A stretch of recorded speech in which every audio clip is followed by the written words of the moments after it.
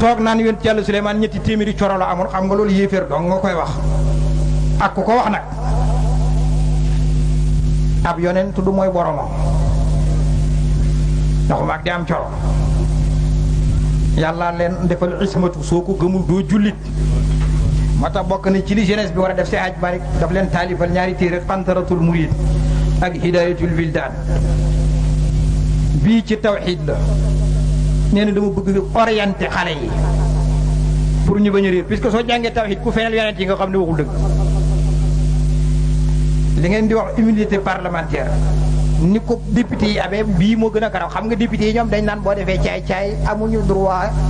yóbbu la tribunal fii dindi wuñu ko bii nag moom yàlla daf leen defal protège boo xam ne mënuñu mooy yàlla moom bañ leen di yóbbu tribunal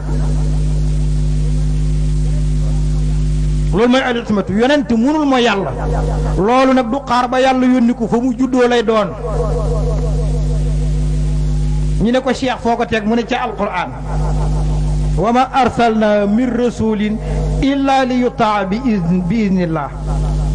musuma yónni benn yonent lu dul ngir toppeef ko ci ndigalu yàlla ça veut dire que yonent lu mu def am nga droit topp ca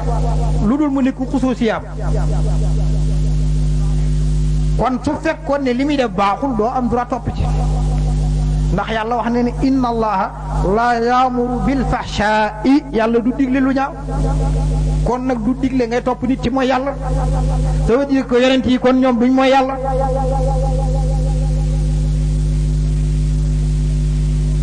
kon nag ku mën a wax ci yonent yi kooku ku mu mën a doon yonent yi ku gën a foor waxam soo ko gëmee génn na la ci lislaam yow ndax balaa tawxiidaam si xaj maa ne ko ñu bëri dañ la foog ne boo ne laa ilaha illallah te xamoo li mu ëmb jullit nga doo jullit de ma te yonent bi ne ku wax laa ilaha illallah xaalisan muxlisan mu sell te nga sellal ko daxalal janna mooy d'abord fa nga xam sensu laa ilaha illallah mooy lan muhammadu rasulullahi ñëw yàlla ko yónni yàlla du cuune allahu